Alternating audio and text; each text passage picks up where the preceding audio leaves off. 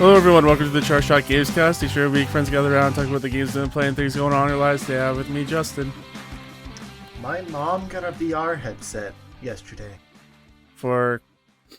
Christmas was like 3 weeks ago. No, like she got it for herself. Oh. We can talk about it later.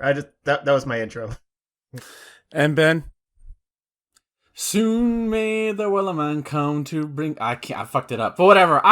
Sea shanties! Sea shanties! Sea shanty TikTok is all the rage.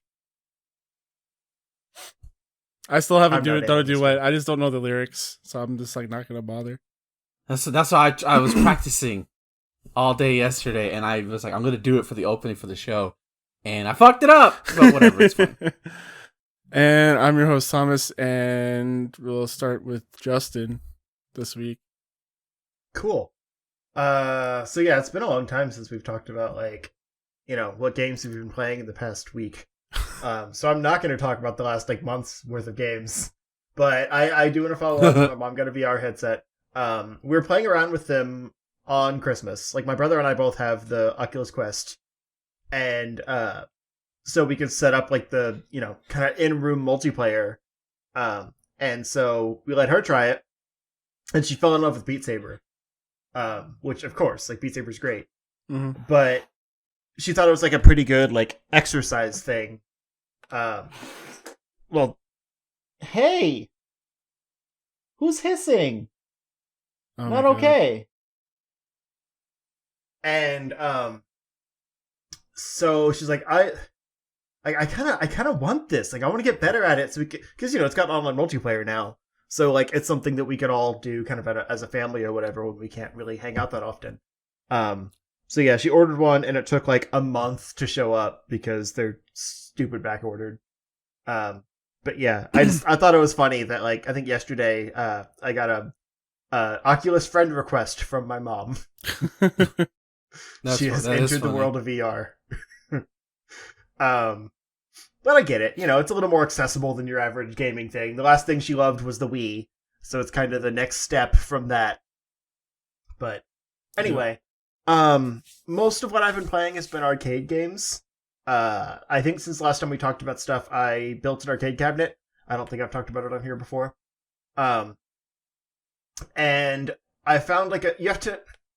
The way that the arcade emulator works is there's a bunch of different ones that are basically different revisions of the MAME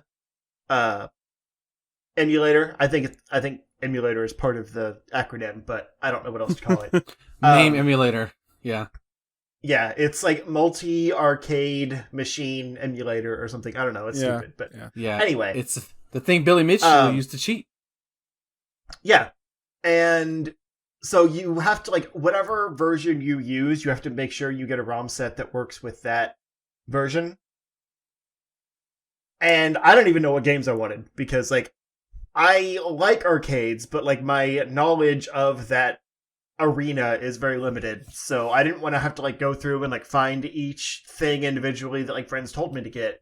I wanted to just get, a whole thing and then go through and find some new favorites, make sure all the ones I want are on there, and maybe also run into some cool new things. So I found one that had over 5,000 ROMs on it. Loaded that all up, got the arcade cabinet working and the buttons configured and everything. And so the last 2 or 3 weeks, I've been just going through A to Z on all these games. There's actually some really cool ones. I don't remember offhand anything that's super awesome that I'd never heard of before because some of the titles are kind of generic. But I am planning on doing a video of my favorite, not necessarily underrated, but arcade games that I knew nothing about before. So no Mortal Kombat or Street Fighter or anything. But I'm sure there'll be some stuff that other people are oh yeah, that one's common knowledge, but I'd never heard of. Cadillacs and dinosaurs. That one actually is pretty cool. It is. It was on there, and I was oh man, this is stupid, but I love it. But yeah, I mean, it's a lot of Pac-Man clones, vertical or horizontal shooters, beat 'em ups, really weird generic 2D fighters. they kind of start to blur together after a while. If it's not like, you know, the Street Fighter or the Darkstalkers, like those kind of things that people know about. Like, there's some cool ones, but there's also just a lot of trash. Yeah, you can blame Street Fighter 2 for that. I did find the Street Fighter movie game. Oh, That's basically like, what if the Mortal Kombat people made Street Fighter? Yeah. They're like, that game is legit busted. Because there's okay, I'm gonna give you an idea. There's a thing you can do where, like, you can do reversals in this game, or counter. So I think if you do like 3 counters in a row and the AI does 3 counters in a row, you do a thing called a Slam Master, and like the enemy's your opponent's HP bar just explodes. It's stupid. It's you want to talk about broken? That game is broken. Also, Akuma's in it for some reason. Yeah, the character models are rough. It's not. Yeah, it's not. It's not great. But yeah, I remember the bad ones more than the good ones, just because like I deleted them immediately. But I've narrowed it down quite a bit. Like I said, I started with like over 5,000, and I'm up to the V's now, so I'm almost there. I was hoping to Virtual get there Fighter, so I could like come on the podcast and be like, I'm done. But I made it to the V's. There's more V's than I expected there to be. But Virtua Fighter does work exceptionally well, so that's exciting. But anyway, there's some games that don't work because like it struggles with some 3D games and things. MAME isn't great.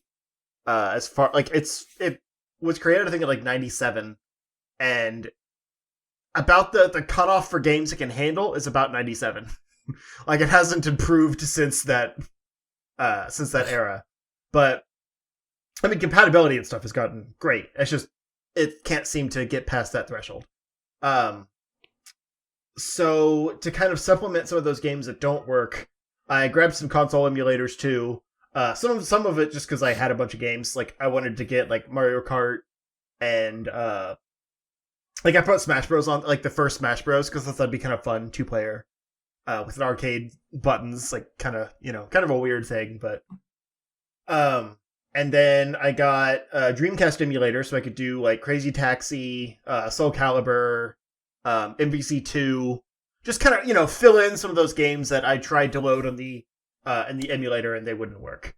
Because it's weird. Like, it's the same game essentially, but like, it's just the emulator runs it way better than the arcade version. I don't know. So yeah, I've been going through and setting all that stuff up. Did you get Capcom versus SNK 1 and 2? Because I was in the C's. Did you grab those? Yes. Okay. It's been a long time since I was in the C's, man. Okay, just making sure, because those two, especially the second one. I'm pretty sure I did, though. Moi. Because there's a lot of those crossover games that I didn't realize. Like, X-Men versus Street Fighter made me really happy when I ran into that the first time. Like, that's really even cool. though it's not that good. I liked it a lot. I don't know. No, yeah, I know, it's fine, but like, if you play the other games, it's like, there's problems with it. Yeah. It's just not as good as MVC1 or... I've only been doing a little bit with each game, but that was like the best Gambits felt to me, at least. Yeah, don't forget to get Children of the Atom. You're close to the X's, so... Yeah, I have that on PS1, maybe? Oh, no, dude, well... The arcade version didn't work. Well, the PS... You may not want to get it at all then, because I know the Versus games on PS1 tend to fucking suffer a lot, so you might want to be careful with that. Yeah, I don't remember where I got it, but I did grab it somewhere because the arcade version didn't work. I checked. Because I was putting a bunch of other games on there, so like I kind of went through like the ones you'd mentioned specifically to see if they worked, like kind of out of order, and then I went back to where I left off.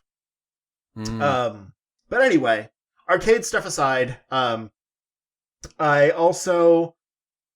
finally got my copy of Luigi's Mansion 3. One of my friends got it for me for Christmas, and just like was sitting on it for a while because he has kids and a busy life and forgot. So I finally got that last week, and like I love that game. It's great. Like, I was never a big Luigi's Mansion fan. I tried to play the first one because I heard it was, well loved and everything, and it felt kind of basic. Like, I couldn't really get into it. And I never played the second one because I heard it was worse than the first one.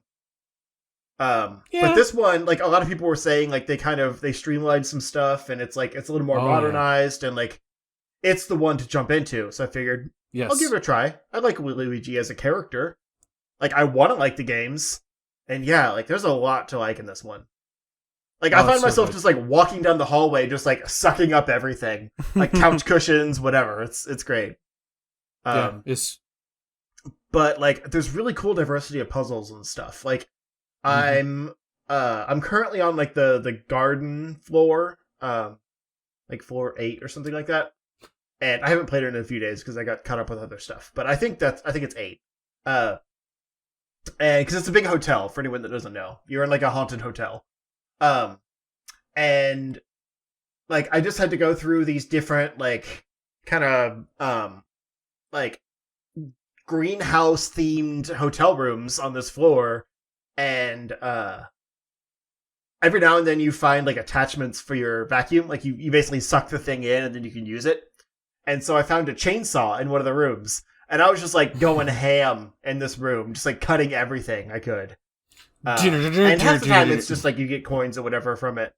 But like a lot of time, like you just try everything. It's almost like a point and click adventure game because you just try everything, and you'll find like hidden gems and things like that you wouldn't have even thought were there. But like if on every single thing, like you suck, blow, flashlight, use your like dark light thing, and like the plunger sucker thing. Like just do like those 5 or 6 things on like everything you come across, and you'll find all the secrets. But like the variety of things you could do, and like the way you have to manipulate certain objects, like I just don't think about it on first pass.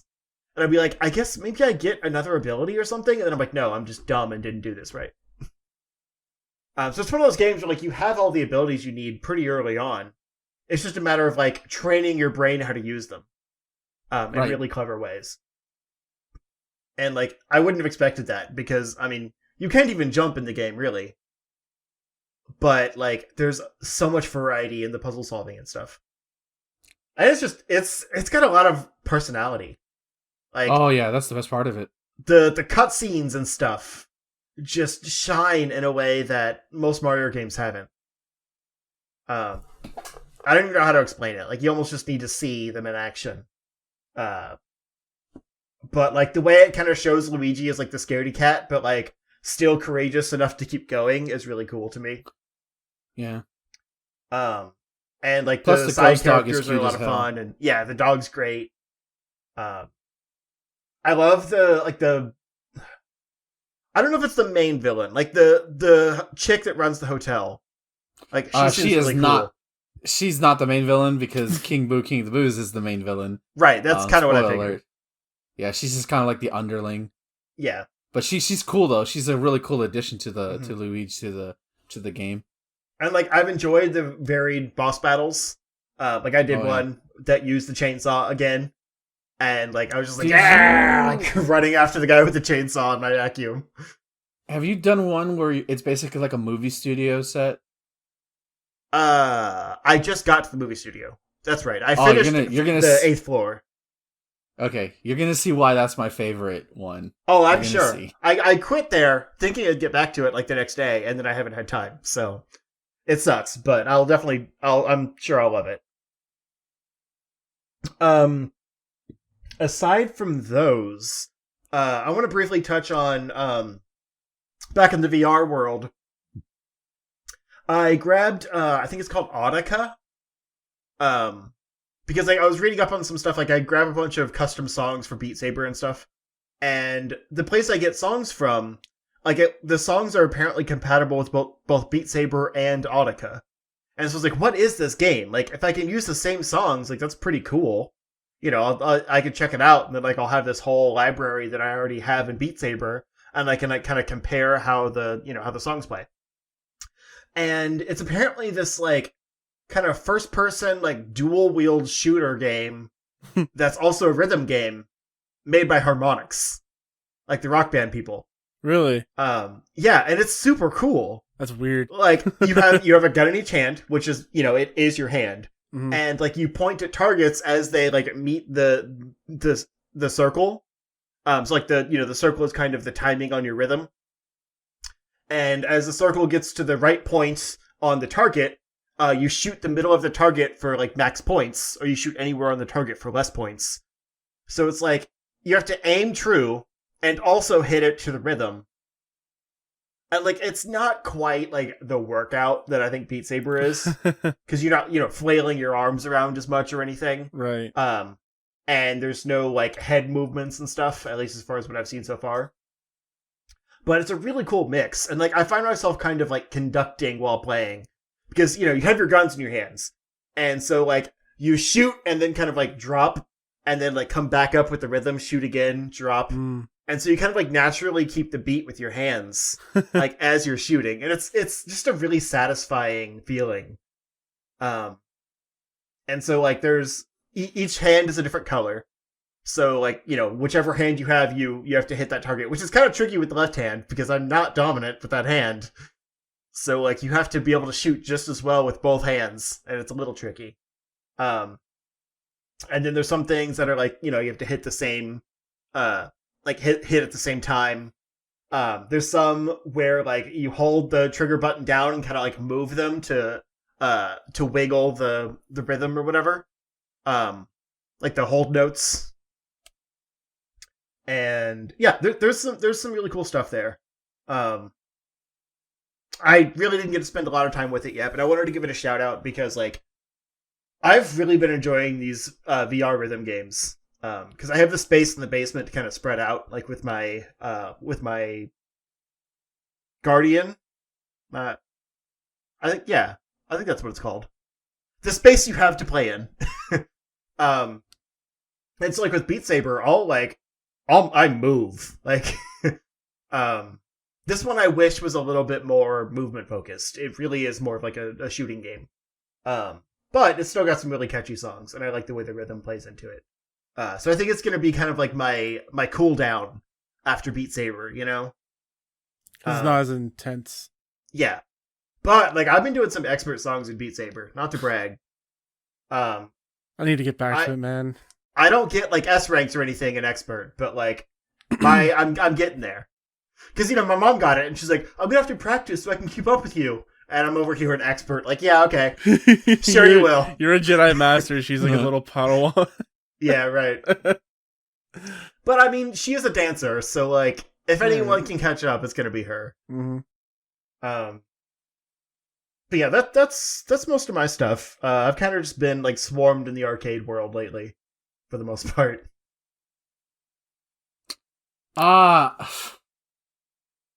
What? Fucking Hades. It's all I played is fucking Hades. So obviously we talked about last year was number 2 for Game of the Year for me, but I can't stop playing because I technically haven't beaten it yet.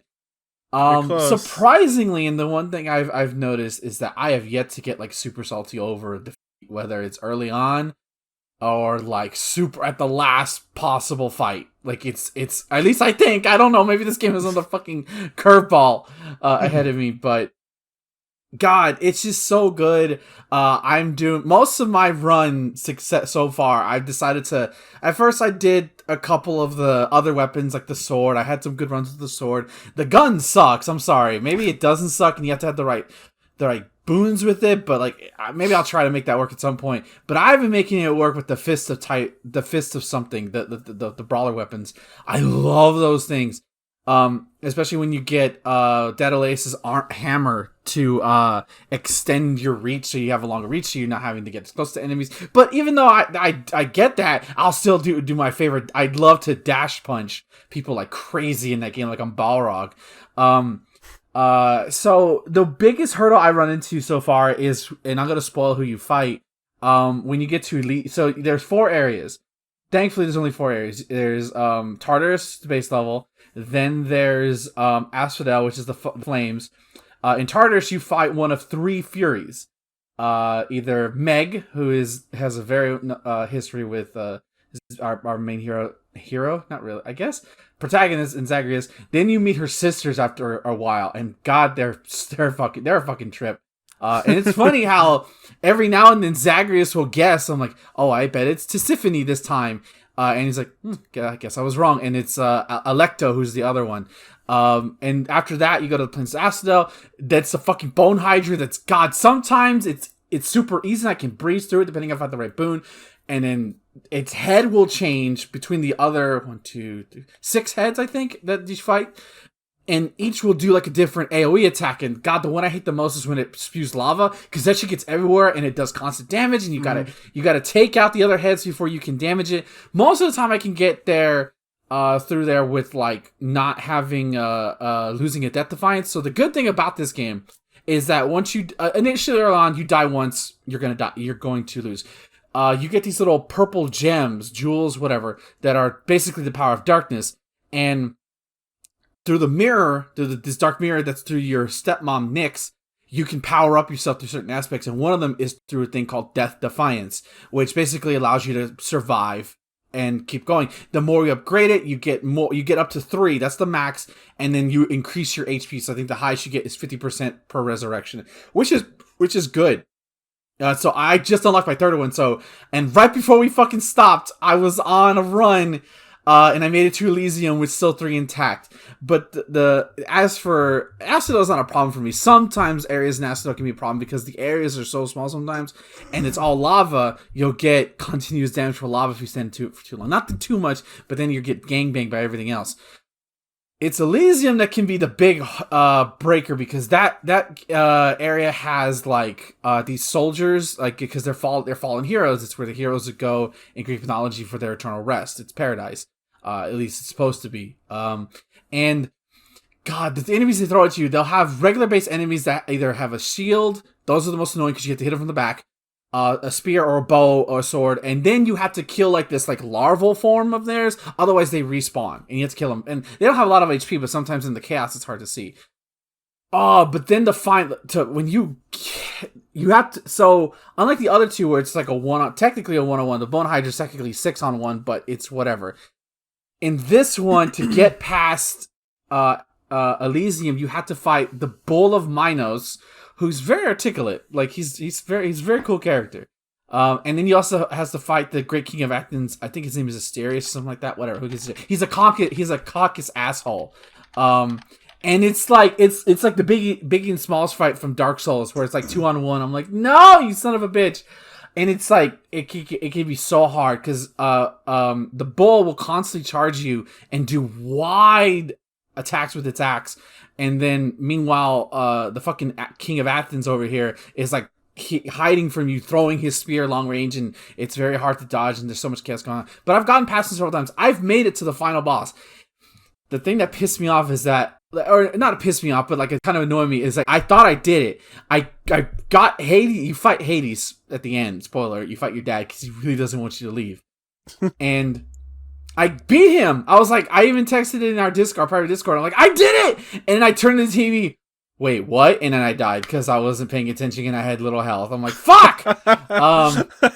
It's a second form. He's basically like, I'm done toying with you, son. I'm like, come on, just let me go, please. It's Frieza.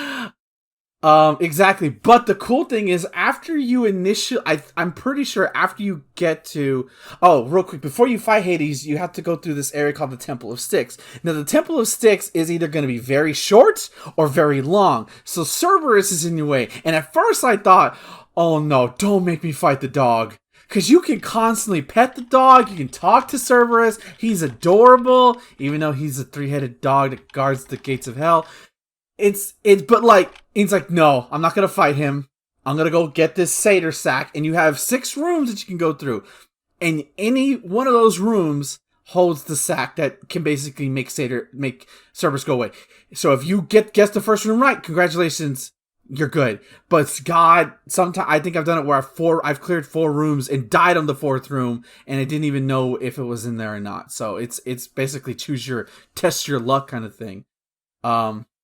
But the cool thing is after, and I didn't mean that as a pun, because after your initial trip to the surface, to the final area to fight Hades, you unlock a new goddess, I should say. You unlock Demeter, the goddess of seasons, and she's like in her winter incarnation, Oh boy, her stuff is awesome.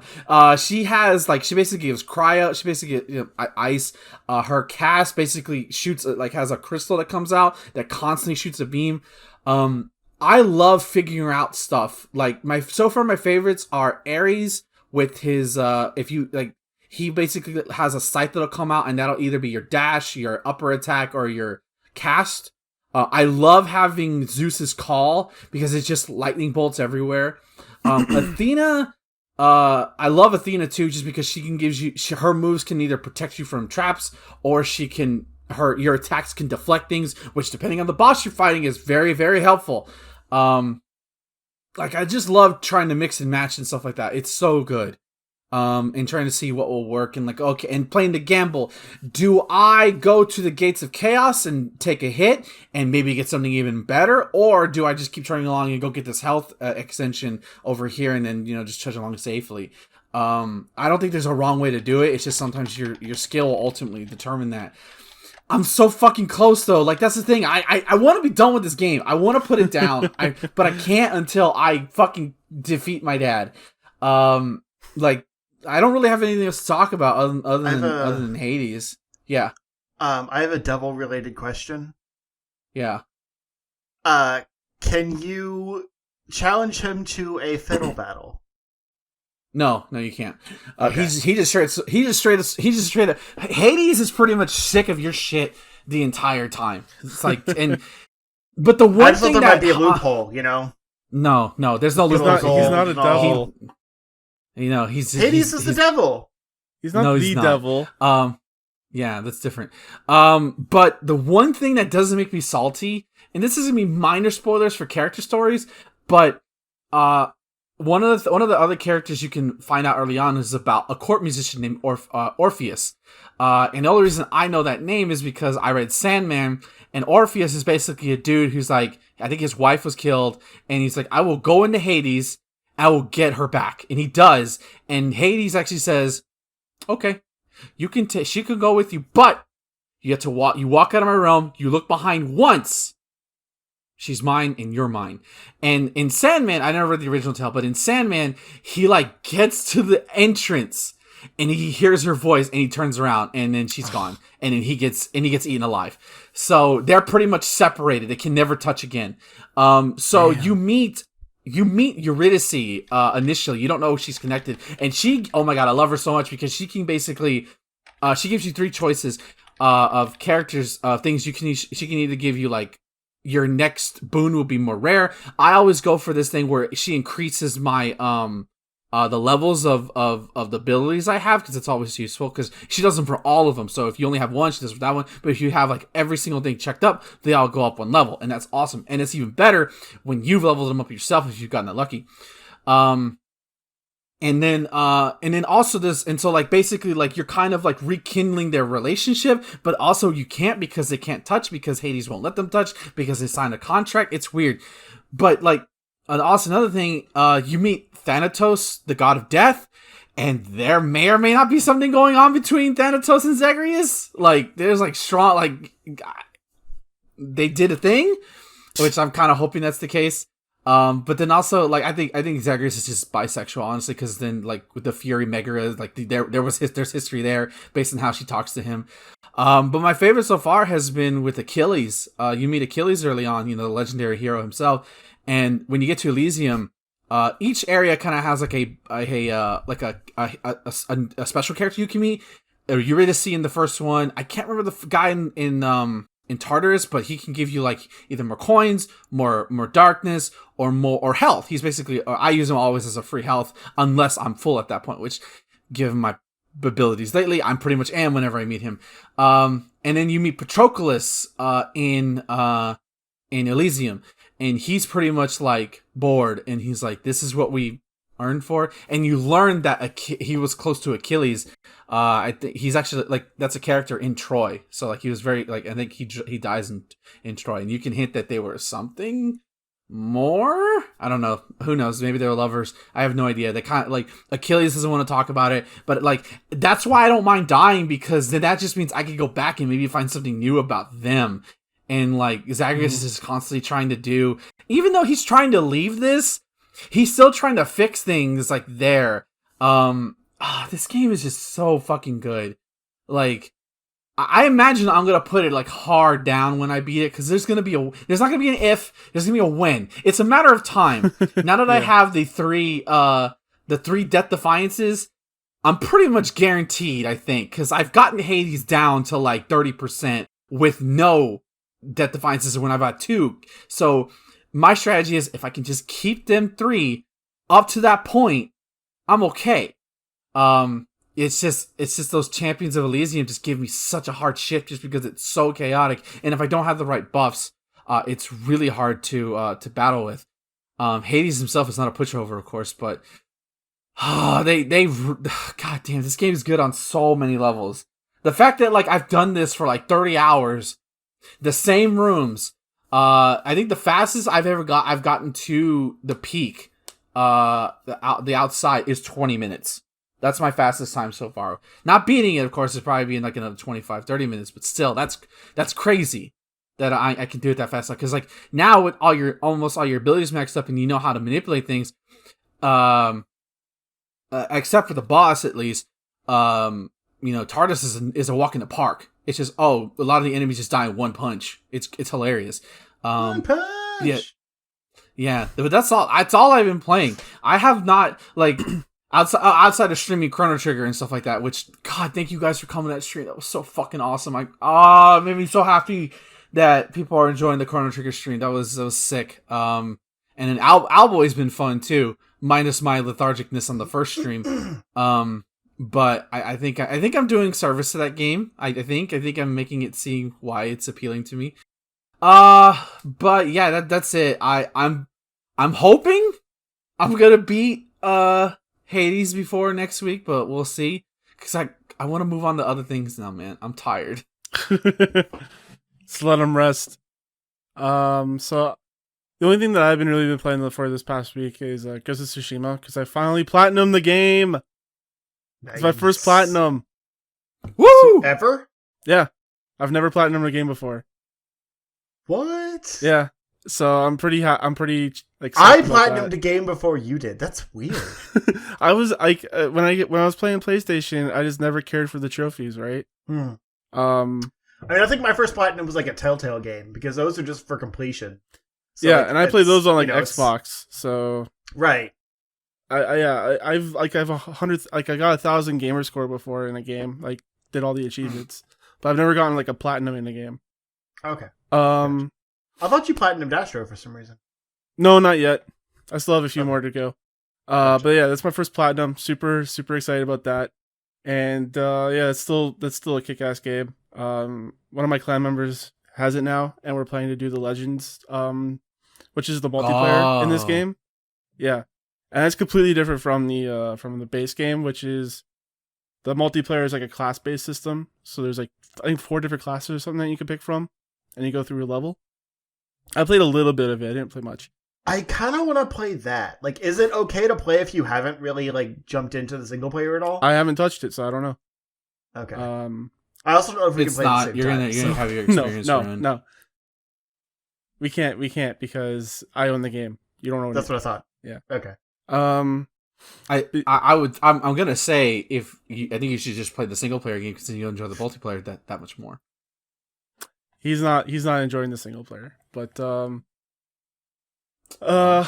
even late in the game, I kept getting new abilities. Like I got this latest, like the last ability I got was to make the game become black and white, and then just like one shot dudes. It's great. So like after a kill combo of like 5 guys, you'll get this ability. I can't remember what it's called. It's Ghost something.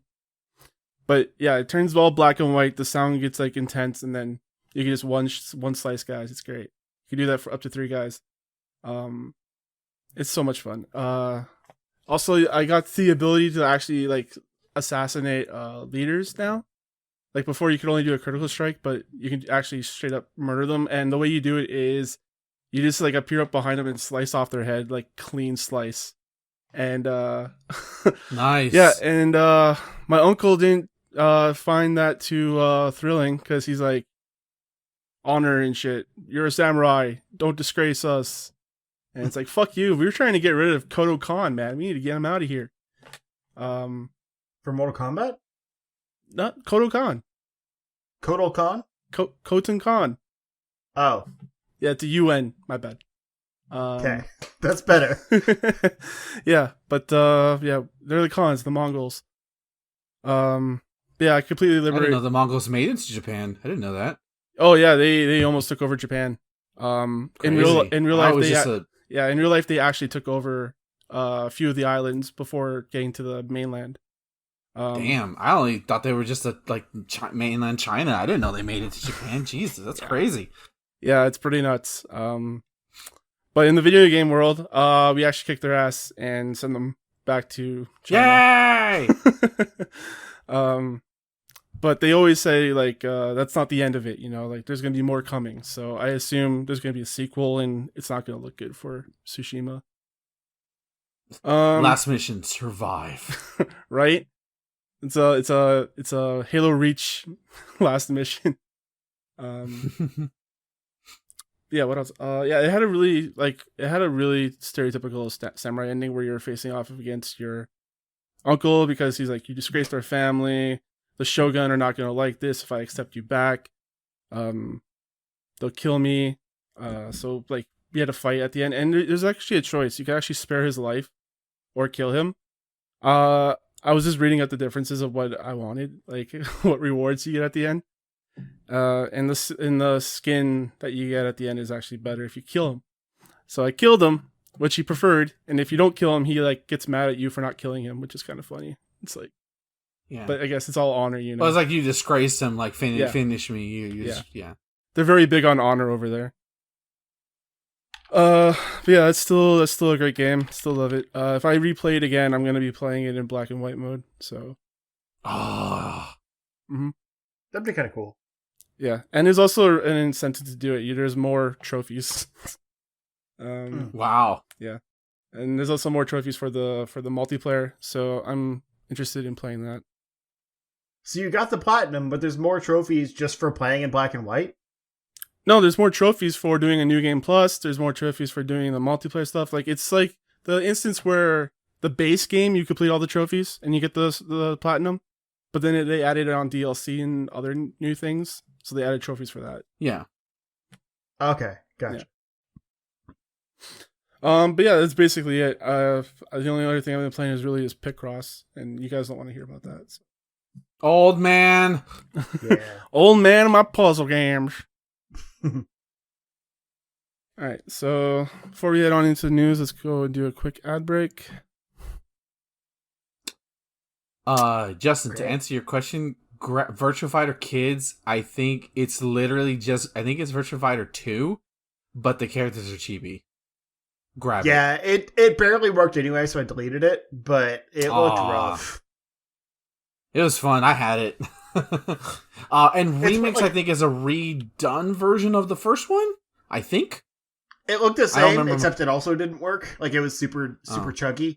So I just have the first one. It works perfectly. Did you get Virtua Fighter 2? That's the better one. It's not on there. How is it not? How is Virtua? Well, Virtua Fighter 1's fine. It's all alphabetical, and it's by file name. So it could be like I went down to Virtua. So it's possible that it's under like VF2 or something like that, and I missed it. But it's also possible it's not on there. Yeah, Virtua Fighter 1 is great for what it is. Virtua Fighter 2 is like, that's the shit. Yeah, I'll see. If not, I can get it. All right, and we're back. Let me just pull up the news here. What news? Okay, no news. Show now? There's no more news. We're going home. Good night, everybody. Decent amount of news. No, there's a shit ton of news. Yeah. I don't know. Justin, what do you want to start with? Pokemon Snap. There's a new Pokemon Snap. Wait, did we already know that was coming? Yeah, we knew. Okay. We just got a release. This just date. gave us a release date and a new trailer. Like, basically we got the announcement, and then now the release date. That's all we've seen. Release date is April 30th this year. But like, this is a good trailer. Like, it shows off a lot more like actual gameplay stuff. And and there's some new details about like how it works. You're still in a on a predetermined path, but you have a lot more like manipulation of the Pokemon around you and stuff. Like it says, as you take more pictures, their behavior will change in the courses. So like there's actual replay value to go back into those levels to see how they're behaving this time. And you can throw Fluff Fruit, which is kind of a stupid name, to catch their attention. Is that the same fruit from the last one? No, that's just apples and pester balls. Which maybe they wanted to get away from like the negative connotations of like, you know, gaslighting the Pokemon, but or like just gassing, I guess. Knocking out Pikachu with pesticides. Yeah. So I assume there's probably different kinds of Fluff Fruit. But surprised they didn't use like the berries from like the main games, honestly. Right. It feels weird to introduce a new thing.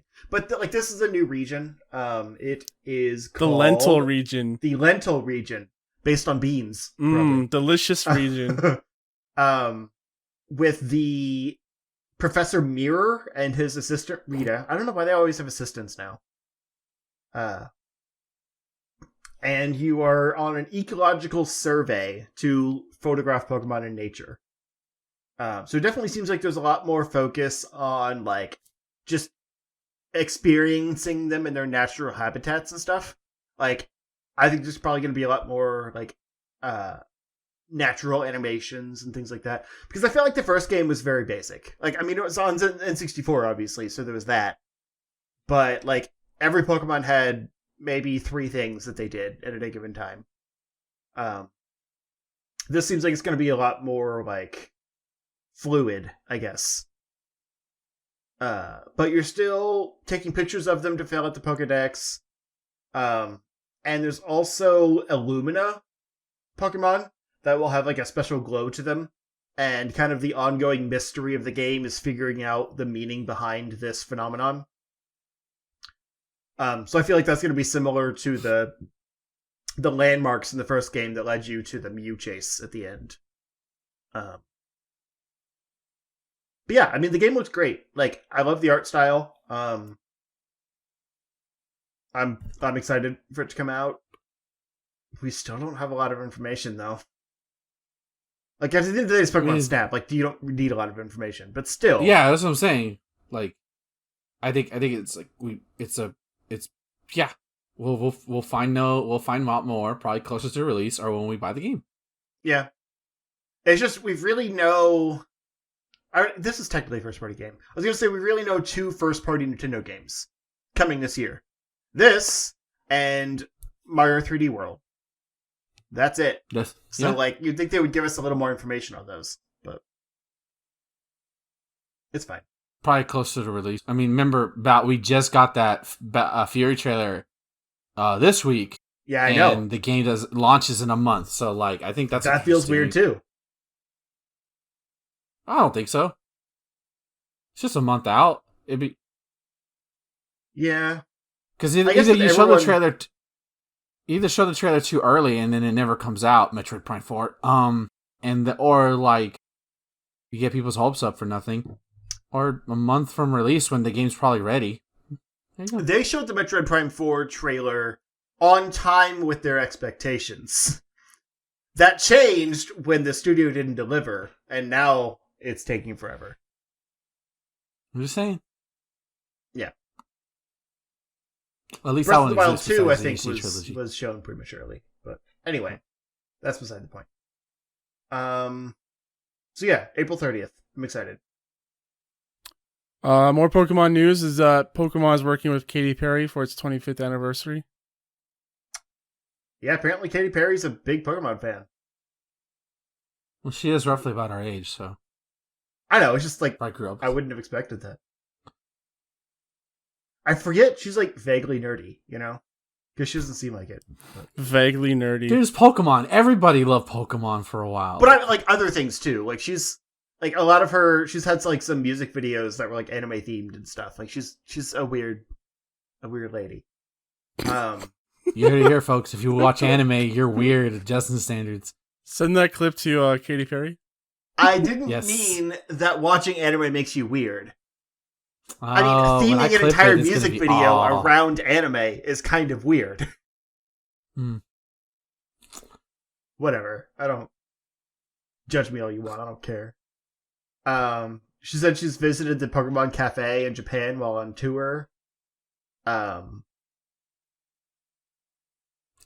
Yeah, anyway, the whole point is like this is Pokemon's 25th anniversary. They're doing a whole bunch of things. And this was one of the higher profile things that came out of it. It's going to be an actual like was it a concert or an event? Let's see. Universal Music Group accompanies fan-focused activations. What? Fan-focused activations? Yeah, that's stupid. the buzzword that everyone's using these days. I guess so. Fan focus activate. Oh No, my activations. God, that sounds. Oh, not just fan focus. It's just activations. No, the buzzword is activations. Yeah. That's Here dumb. we go. Okay. Headlined by pop icon Katy Perry, the star-studded program created in partnership with... Okay, so yeah, it's a program that will include rising artists and award-winning global superstars called P25 Music. They're making With Pokemon Katy music? Perry as a headliner. Are they covering Pokemon music? Sounds like it. That's cool. Or music that's like new songs specifically about Pokemon, new stuff. Yeah, I mean, like, remember how banging that like Pokemon 2000 soundtrack was? It was awesome. The Right, It didn't Pokemon. have Blink 182 or something on that. It had like it's a great soundtrack. I'd have to look it up again because I listened to it all the time when I was a kid. I lost I would- interest in Pokemon around that time. I was just like, A lot of people did. Oh, that soundtrack A lot was of so people good, did. though. Hold on, Pokemon 2000 soundtrack. sounds like I might I like the don't remember soundtrack though. So Yeah, it's great. And I don't that remember movie's the- actually pretty all the good people though. that were on It was it, a good. though. Oh yeah, there's a Weird Al song on it. Yeah. That's cool. O Town. O Town. Now we're talking. Yeah. Uh, I think Blink 182 did the opening theme for it. I think. I don't see them on here. Maybe I it's another thought you were band. right too. It's been but- 20 years. Yeah, Pokemon movie sound. Maybe it's a different soundtrack. Like the first movie, maybe that was. I know a band did like a cover, did like a new theme for the movie's intro. Okay, hold on. I think I was thinking of the first movie because we've got Britney Spears, All right. 98 Degrees, Okay. Maybe it was M2M, which were like a big deal back then. Mm-hmm. Christina Aguilera, Oh yeah.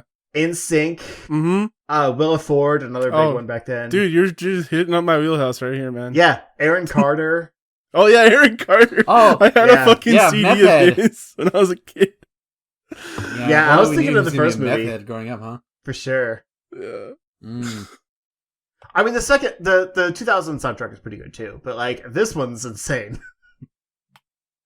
Yeah, I that don't sounds- remember the 2000 soundtrack. I just remember. Only song I remember for the first one is "Brother to My Brother." That's it. Yeah, that's a good one. That is a very good one.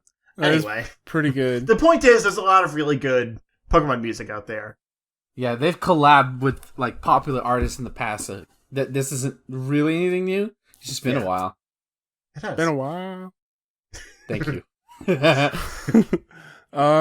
So keeping it in the Nintendo wheelhouse, we'll jump into the Super Nintendo World Theme Park area gets an Jump. official opening date.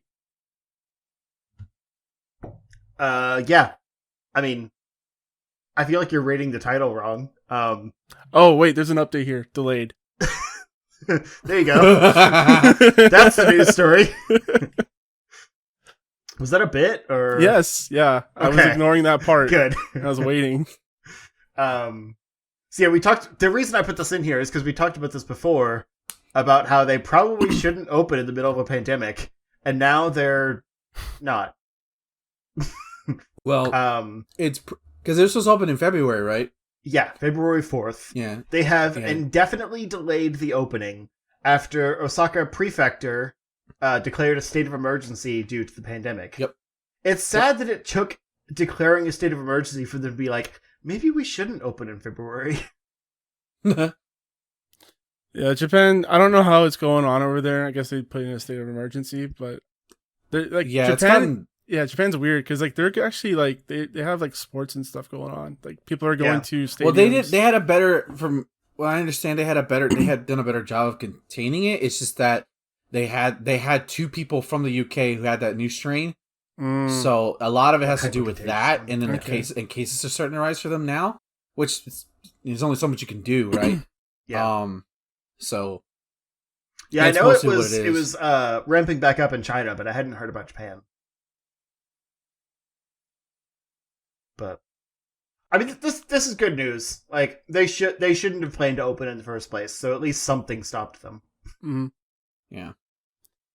But it's kind of a bummer because like I wanted to see videos from it. You know, like I didn't think it should open. But I wanted to see more, like, I wanted to see people going there and, like, getting footage of the rides and stuff so I could live vicariously through that. It'll happen one day when, maybe, who knows? Yeah.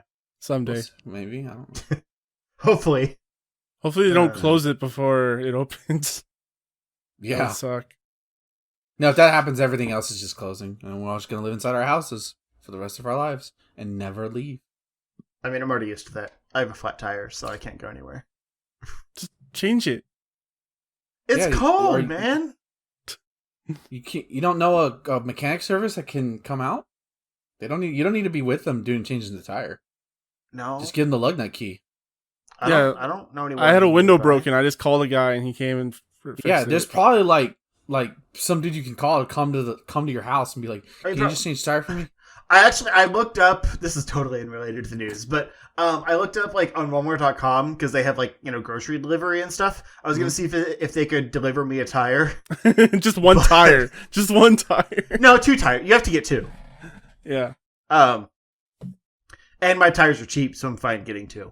But like, I have small, like it's a Prius, so there's small size tires, but there's a stupid variety of them. So, like, I didn't want to go outside because it was snowing. I didn't want to go outside and check what my current tires were. Bro, I could fucking tell you which tires to buy. Shit. No, I mean, I know the size, but I'm saying, like, there's, like, not the 50 different types in that size. That's what I'm talking about. I could tell you. That's what I'm talking. You think I'm just... Dude, I worked that. That was my... I know, I was going to ask you, area. But I decided not to even look into it.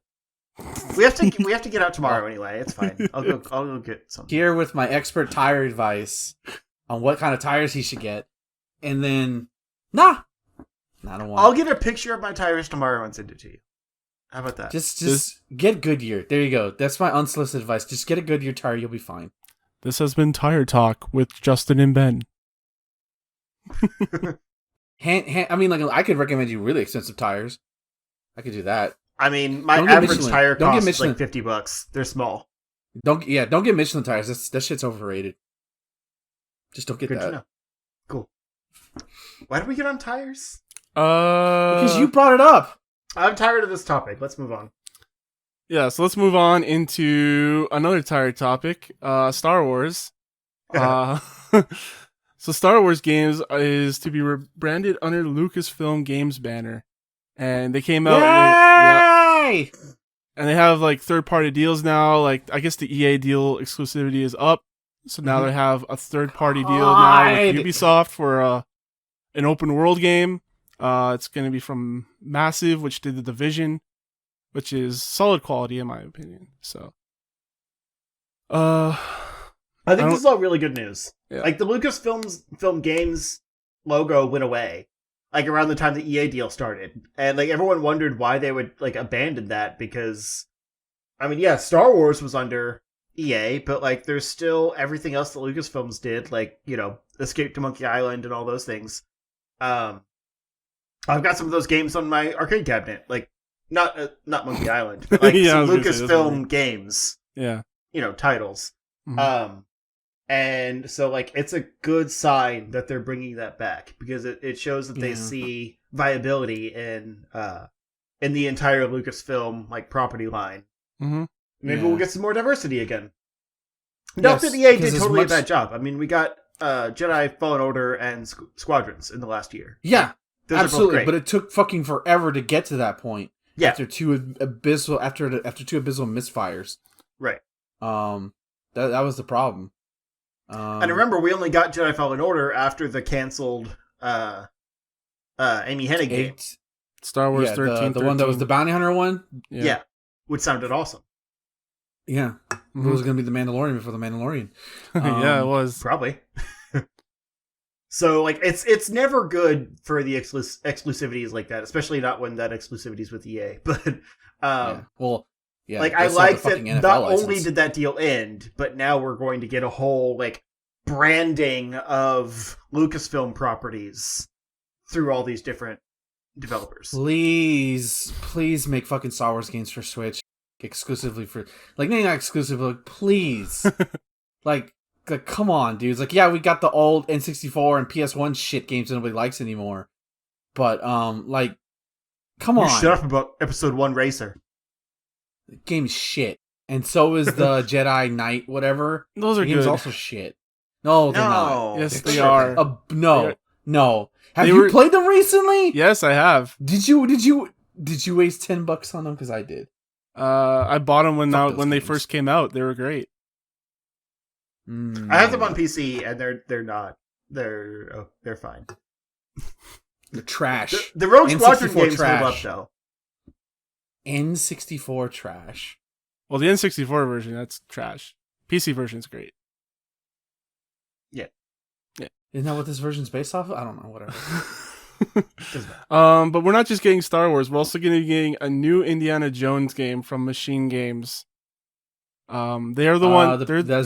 They're the spin-off from Machine Gun Games, and Machine Games did Wolfenstein Youngblood, and that's about it. That's a good game, though.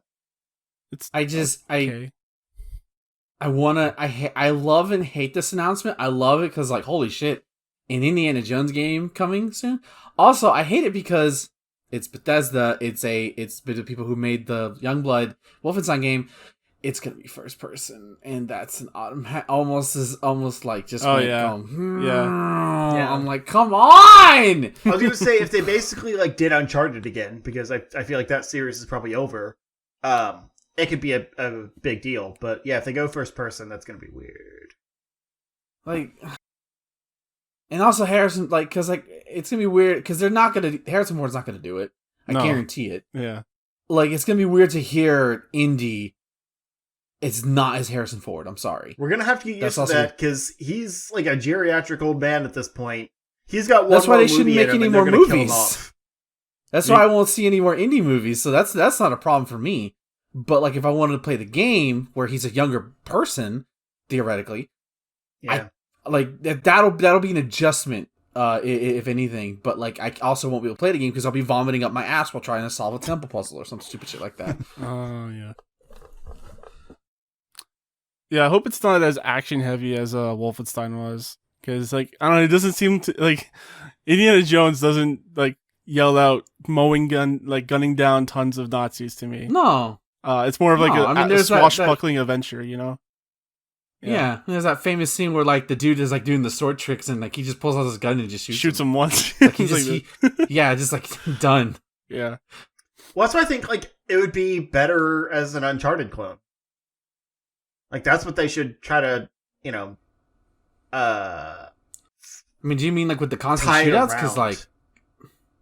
Well, because Uncharted isn't just action. Like, it's got the exploration and kind of the puzzle solving and, like, the, like Tomb Raider action of sorts. So you want Tomb Raider, then? Well, I feel like if anything, you're describing old school Tomb Raider. You're not describing Uncharted. You're describing like PS1 era Tomb Raider, which that would be fine because that's actual exploration with a few gunfights, other than like monster, like animals you have to deal with that are enemies every now and then. I don't know. I feel like Uncharted and Tomb Raider are two sides of the same coin. Not OG Tomb Raider. No, but like modern day Tomb Raider. I would say for this, go with OG Tomb Raider. Go with that idea. I feel like that's too slow for modern gamers.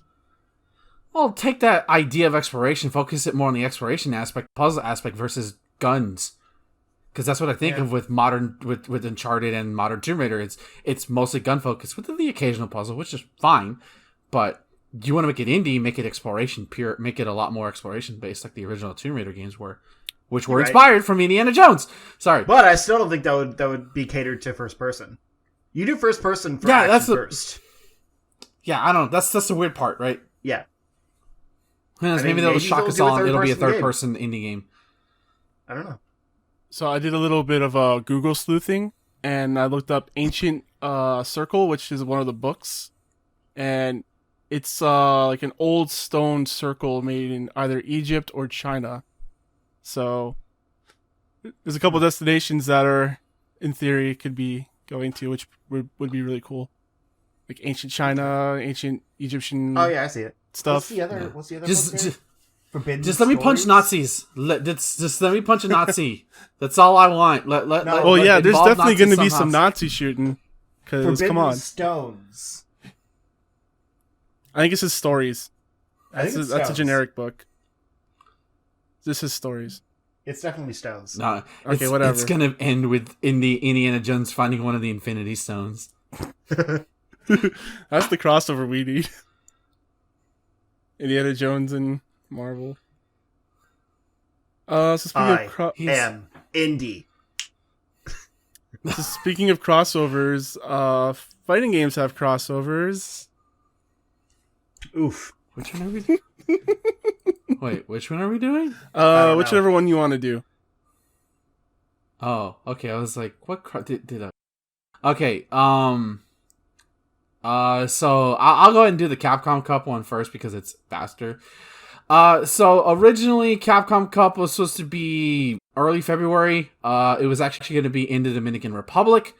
They were going to fly out all the quality. I think it was 12. I can't remember the exact number off the top of my head, but they several qualifiers were going to be flown out. It was going to be a secure part of the island. They were going to have strict testing. There's a whole detail about they were doing it.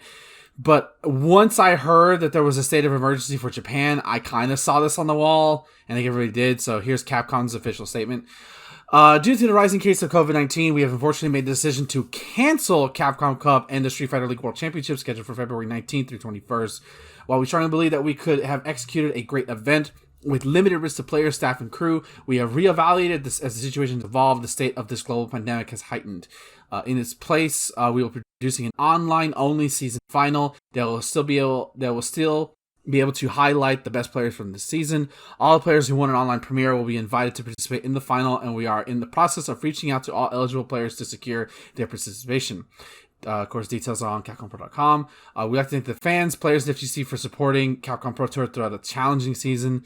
The community deserves a platform to celebrate their persistence in a challenging year, so our goal is to deliver that on February 20th and 21st. So yeah, there will, for the first time since 2013, there will be no physical Capcom Cup, which is, I'm sad, but the writing was on the wall. You know, it just didn't feel like, especially because this isn't just like getting players from North America, like say for a Mortal Kombat tour where the demographic is primarily American. You had players from Japan, South America, Europe, and of course the United States. That's just probably, you know, like a little bit too much. Even though they showed that they were going to be rigorous with it. It's probably for the best. It sucks, but it, you know, better to do that than to risk causing a potential outbreak and sending people home with the coronavirus, which that probably wouldn't be good. But if anything, that probably means that we'll get Dan Hibiki around that same time period. So the problem is the Street Fighter V's online is ass. So we'll see how that goes. So the other thing being is this is about the code of conduct that was just kind of rolled out. This is actually talked about last year. We kind of heard the things about it. I think it got disbanded at one point. But this is from Kotaku. Members of the fighting game community recently unveiled a code of conduct. Much like a similar, and like I said, in December 20, they disbanded. It was in the Smash community that they disbanded. The document lists a common sense of rules that include a firm stance against several forms of abuse, harassment, hygiene standards. I can guarantee you which that one's pointed at, and procedures for when these terms these terms are violated. Pushback was perhaps unsurprisingly swift after the competitive fighting community prides itself on maintaining a sphere that harkens back to the arcade era. Get the fuck out of here, dinosaurs. And those ate those to be assholes were naturally threatened by the guidelines that ought to keep them in check. Our old piecemeal system to put too much pressure on individual tournament organizers, or TOs, to make community-wide decisions and incentivize a dogpiling type environment that nobody enjoyed, said Ultra David Graham, who's one of the bigger influences in the FGC. He's actually a lawyer, and a long-time fighting. So like he had a hand in this. A long-time fighting game player and governing sovereignty wrote on Twitter, having more but not exclusively uniform rules and enforcements can avoid these problems. That's not to say there wasn't a good faith criticism. Some feel the signatory list is too focused on the West Coast. Can we stop doing this? Jesus Christ, it's not the 90s anymore. For instance, but the majority of online reactions felt obviously nitpicky for the sake of sowing doubt and confusion about something that should be overwhelmingly positive, or at the very least worthy of the work to necessarily improve its language and goals. So yeah, pretty much there's an FGC code of conduct that you can read. It's there. And of course there's fucking discourse. And of course there's people who are like, oh, there's not enough East Coast. I'm like, oh my God, can we just stop living in the 90s? Like, I swear to God, dude, there's some FGC heads that I follow, and I swear to God, you think it's like the mid 90s, and it's just like, oh, East Coast is best coast and West Coast. Like, shut the fuck up. It doesn't matter anymore. It literally doesn't matter more. You guys move all the time. Stop it. Just stop. Oh my God! One of the biggest assholes I hate in FGC, NY Christie. He lives on the fucking West Coast. Tell me how that makes sense. Shut up! Stop with this coast bias shit. This is good. It's a start. It can go from there, but it's a start. And considering what happened, namely in Smash, but it probably happened in other communities. Let's be real here. This is not just a Smash only problem. It's a good thing. It's a good thing to have this. And honestly. So what is this for? Is it for like tournaments, like in-person stuff? It's for tournaments. So like basically, it's so like the big tournaments, like you know, they've like, never had a code of conduct before, like at Evo or something. It's pretty much like each tournament would have like their own kind of rules. Like, okay, here's our rules. So now this is like a kind of governing body. Okay, it's not like a body, but like a document. Like these are the rules that every big tournament will abide by. I mean, it's not like I guarantee you there are probably some smaller tournaments that could just do whatever the fuck they want, and because they're small, they have their audience isn't that big. Versus like say you're like say your combo breakers, your CEOs, those probably have a lot more of a standard, so they held themselves to their own. So now it's pretty much this whole thing that everybody should abide by, which I think is a good thing. Also, especially seriously, and this fucking wash your ass. Like, seriously. I did enjoy those. Those memes of, like, you know, one of them is the hygiene thing. And your balls. Yeah. Like, no, seriously. I love Combo Breaker. Let's just say, I thought the whole, like, Smash players don't bathe thing was a myth. Nah, dog. I went over there to try to get some sets. I'm like, you know what? I'm good, dog. I'm gonna go play Street Fighter over here. Because I don't remember Street Fighter you have a hotel room. It's right there. You have no excuse. I'm sorry. Wash your ass. That's it. I'm done. I'm sure there's some nasty ladies out there too. So everyone wash up. Yeah. I'm sure, but I guarantee you most of it's dudes. For sure. Wash your ass.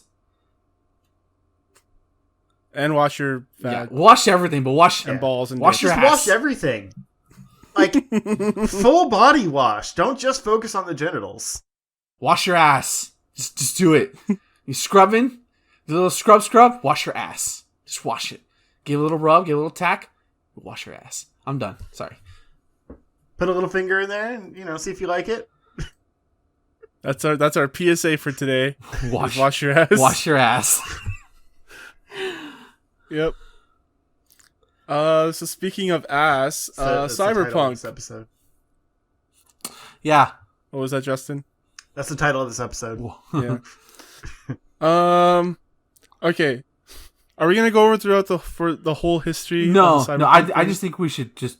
I don't care. Yeah. Because in 15 minutes, Jason Schreier has like a document coming out, and people are suspecting it's gonna be like the behind the scenes stuff at CD Projekt Red. So we might talk about it more next week. We don't know, but for now, let's vamp for 15 minutes and then read it live. It'll be great. Yeah, except I don't want to read a document. No, for we're 10 not. We're not minutes. doing that. Because I want to play Hades. No, I know, I'm joking. Okay, so we'll just start with the tweets and then we'll go from there. So this is coming from Cyberpunk Game.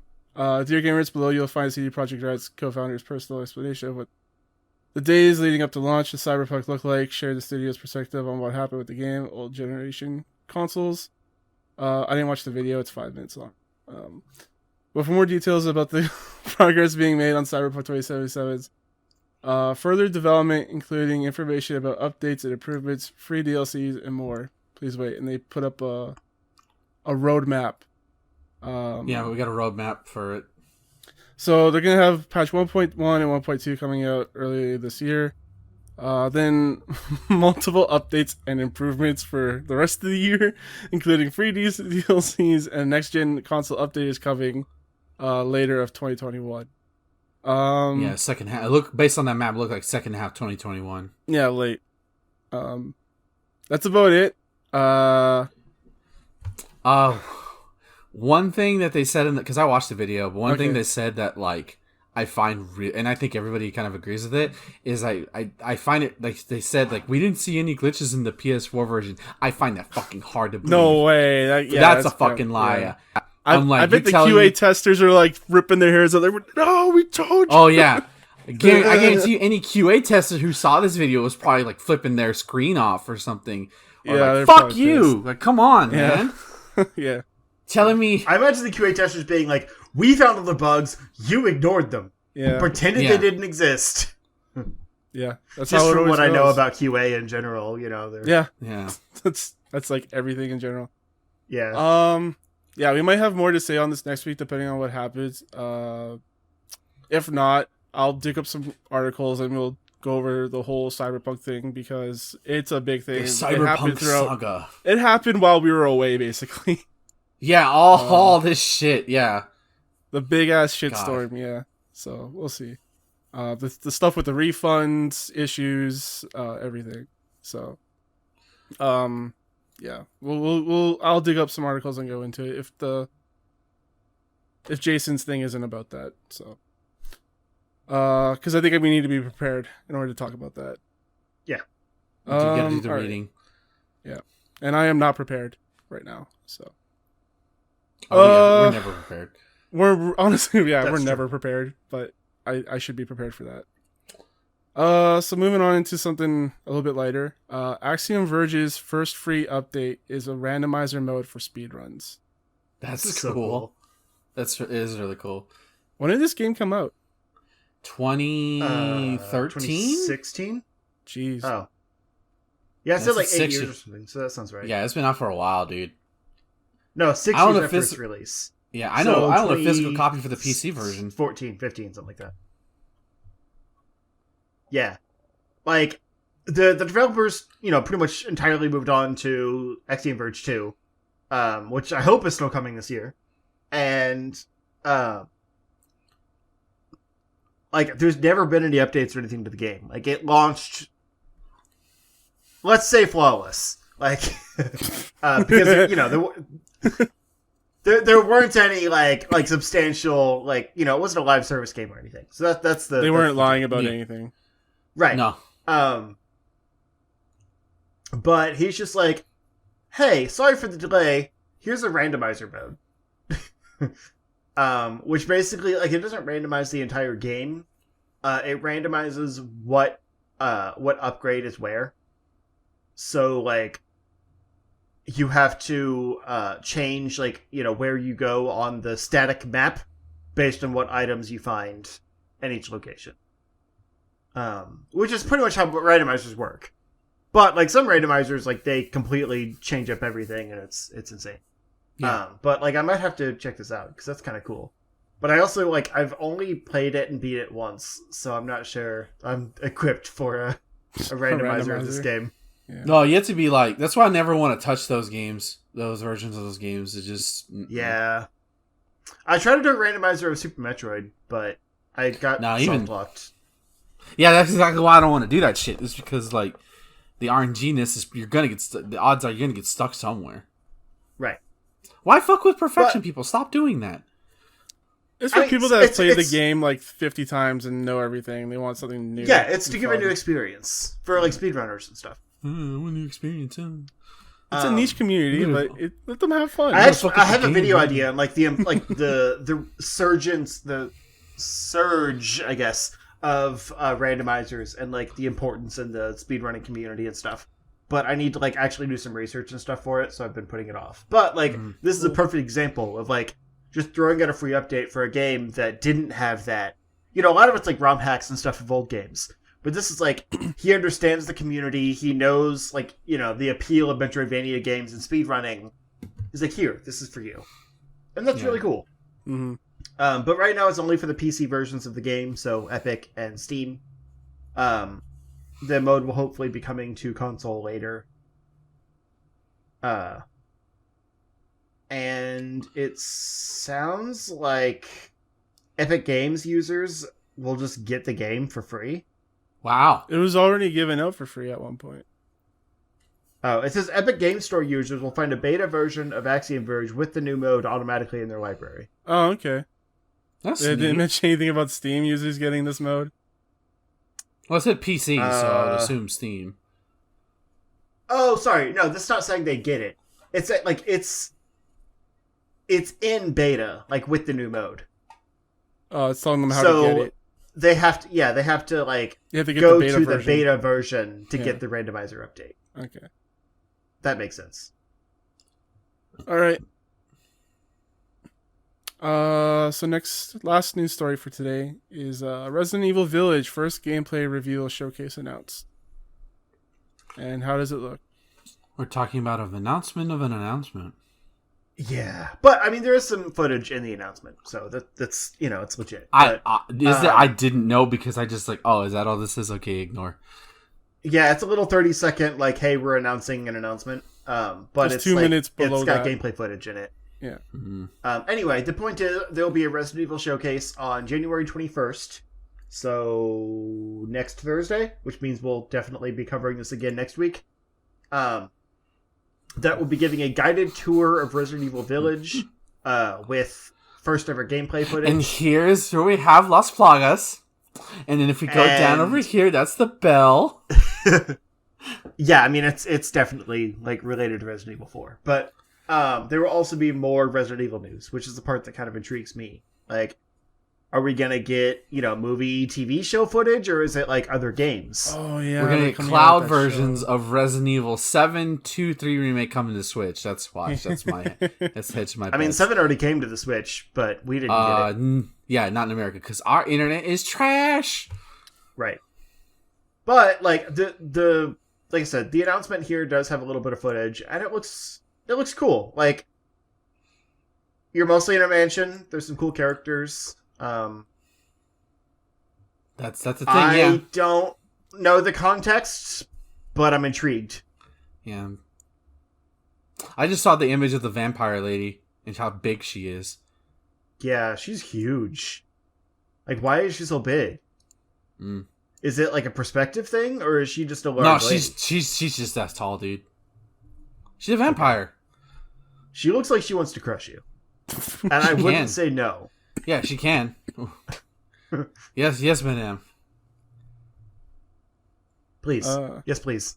Oh, Honey, it's time for your 3 a.m. crushing on. Yes, ma'am. God. As you wish, madam. So that's it for our show for tonight. Thank you everyone for watching. Justin, where can people find you?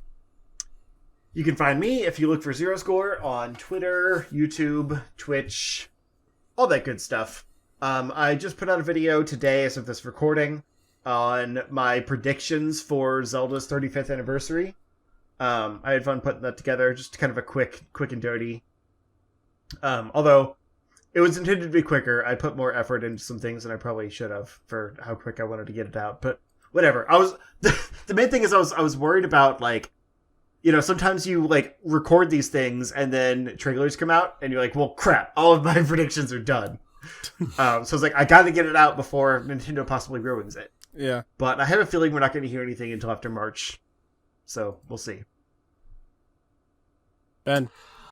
You can find me at twitter.com/marvelousiggy for all things related to the Marvelous one. And similar to Justin, which honestly, if I know he was putting out a Zelda video, I probably would have held mine back another week. I put it out but whatever, yours. it's out. Huh? I put it out after yours. No, but like I would have just, I would have just put it next week. That's all. But I was whatever.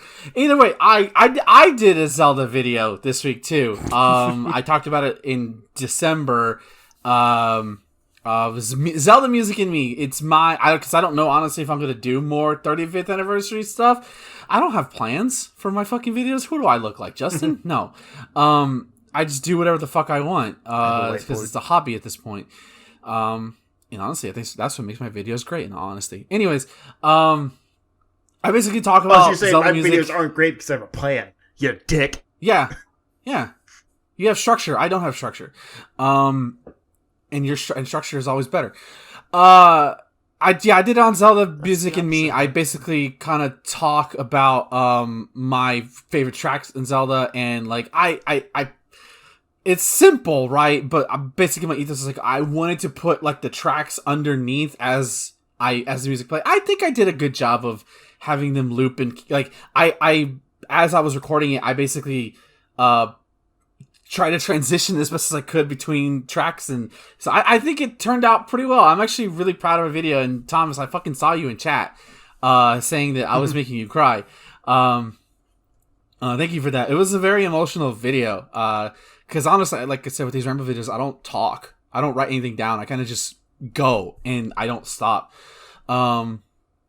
That was fun, but I do have a plan of what I'm going to talk about in my next video because I talked about it earlier, and hopefully I'll have beaten it by that point. But my next video is going to be on Hades because I have to. Like, I have to talk, like, do a more in-depth video on this game, and plus capturing footage for it would be super fucking easy because it's just be a highlight package. But at least I think it will be. But you can also catch me live at twitch.tv/Iggy2814, where every Sunday at 8 p.m. Central Standard Time and every Wednesday at 6 p.m. Central Standard Time, I'm streaming live. We're currently streaming Owlboys on Sunday and Chrono Trigger on Wednesdays. I'm not gonna lie, I was really happy with how the first Chrono Trigger turned out. I tried to name Chrono after Thomas, but he wouldn't have it. And also the number, the amount of letters in there were a little too small. You know the reason why it wasn't working is because you still had a couple spaces that you had to backspace. God damn it! You son of a bitch! You could have told me that. And you could have just called it Kane, but I wanted it to be you, so because you're the protagonist, you're the main guy. Sure, whatever. Okay, anyways, so yeah, there you go. That's. Oh, and also, Atomic Shot is officially back. Tyler and I have successfully recorded Godzilla 2000, which is the episode that's out right now. The second one, Godzilla Megaguirus, I won't lie, there was some technical difficulty problems that both Tyler and I were suffering, and why I have a new microphone, because the other one kept cutting out on me during the recording. So it's a bit shorter just because we were trying to basically rush through it. But I still think we had a good discussion on it, in all honesty. So join us for that.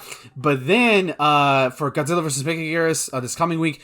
But please join us for the following week for Godzilla, King Ghidorah, Mothra, Giant All-Out Monsters Attack, because I'm looking forward to that one the most. That's all for me. And you can follow me on Twitter as KanePlaysStuff. Also on Twitch as KanePlaysStuff. You can visit charshot.com for audio, video, written content. You can email me, thomas@charshot.com. If you want to be a guest on one of our shows, let me know. Review the show on Apple Podcasts or anywhere you get podcasts. And tell a friend. That's how we grow. And I think the next playthrough game I'll be playing on stream is going to be Resident Evil 3.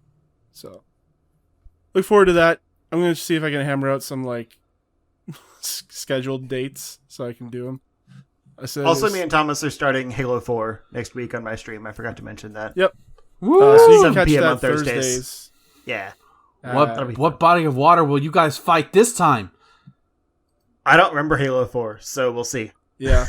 It's a very non-memorable one for a lot of people. Anyways, yeah, so that's what we're going to be up to. Check us out. And until then, guys, enjoy your games and have a good night. Wash your hands. I haven't said that in a while. And wash your ass.